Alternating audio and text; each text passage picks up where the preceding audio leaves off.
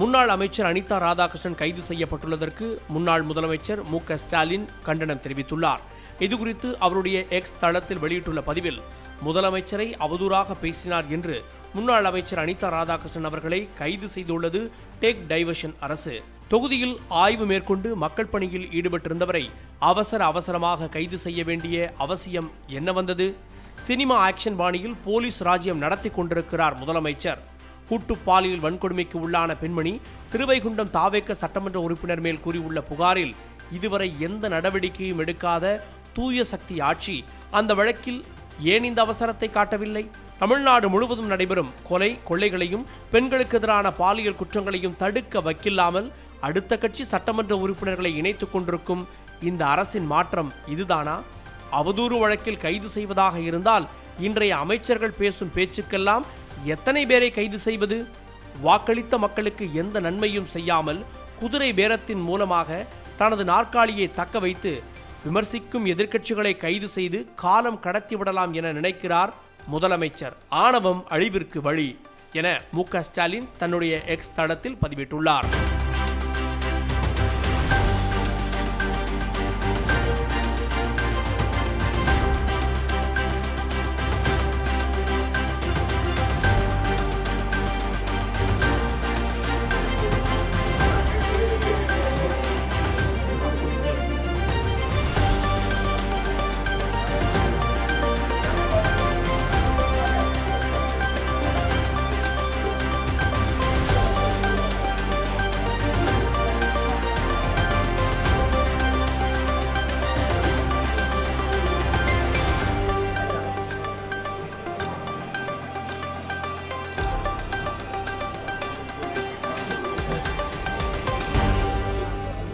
முன்னாள் அமைச்சர் அனிதா ராதாகிருஷ்ணன் கைது செய்யப்பட்டுள்ளதற்கு முன்னாள் முதலமைச்சர் மு.க. ஸ்டாலின் கண்டனம் தெரிவித்துள்ளார்.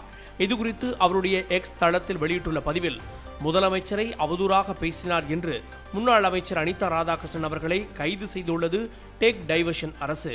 தொகுதியில் ஆய்வு மேற்கொண்டு மக்கள் பணியில் ஈடுபட்டிருந்தவரை அவசரமாக கைது செய்ய வேண்டிய அவசியம் என்ன வந்தது?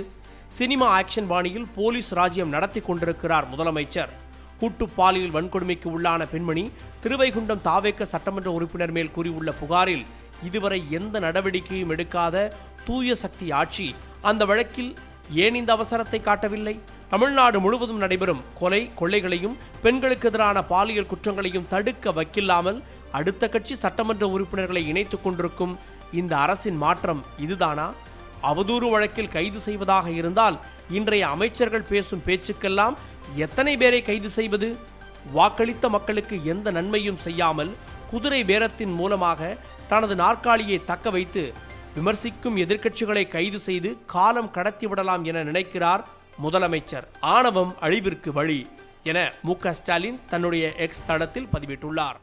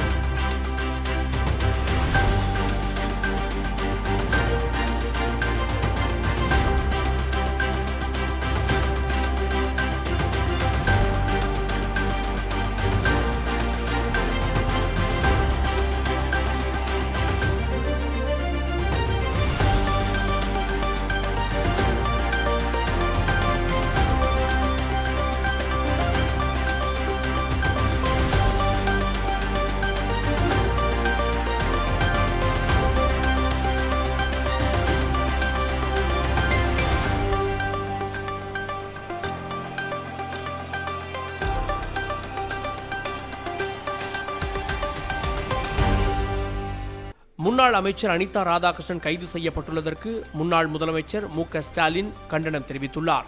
இதுகுறித்து அவருடைய எக்ஸ் தளத்தில் வெளியிட்டுள்ள பதிவில், முதலமைச்சரை அவதூறாக பேசினார் என்று முன்னாள் அமைச்சர் அனிதா ராதாகிருஷ்ணன் அவர்களை கைது செய்துள்ளது டேக் டைவர்ஷன் அரசு. தொகுதியில் ஆய்வு மேற்கொண்டு மக்கள் பணியில் ஈடுபட்டிருந்தவரை அவசரமாக கைது செய்ய வேண்டிய அவசியம் என்ன வந்தது? சினிமா ஆக்ஷன் பாணியில் போலீஸ் ராஜ்யம் நடத்தி கொண்டிருக்கிறார் முதலமைச்சர். கூட்டு பாலியல் வன்கொடுமைக்கு உள்ளான பெண்மணி திருவைகுண்டம் தாவேக சட்டமன்ற உறுப்பினர் மேல் கூறியுள்ள புகாரில் இதுவரை எந்த நடவடிக்கையும் எடுக்காத தூய சக்தி ஆட்சி அந்த வழக்கில் ஏன் இந்த அவசரத்தை காட்டவில்லை? தமிழ்நாடு முழுவதும் நடைபெறும் கொலை கொள்ளைகளையும் பெண்களுக்கு எதிரான பாலியல் குற்றங்களையும் தடுக்க வக்கில்லாமல் அடுத்த கட்சி சட்டமன்ற உறுப்பினர்களை இணைத்துக் கொண்டிருக்கும் இந்த அரசின் மாற்றம் இதுதானா?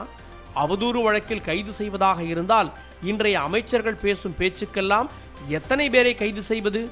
வாக்களித்த மக்களுக்கு எந்த நன்மையும் செய்யாமல் குதிரை பேரத்தின் மூலமாக தனது நாற்காலியை தக்க வைத்து விமர்சிக்கும் எதிர்க்கட்சிகளை கைது செய்து காலம் கடத்திவிடலாம் என நினைக்கிறார் முதலமைச்சர். ஆணவம் அழிவிற்கு வழி என மு.க. ஸ்டாலின் தன்னுடைய எக்ஸ் தளத்தில் பதிவு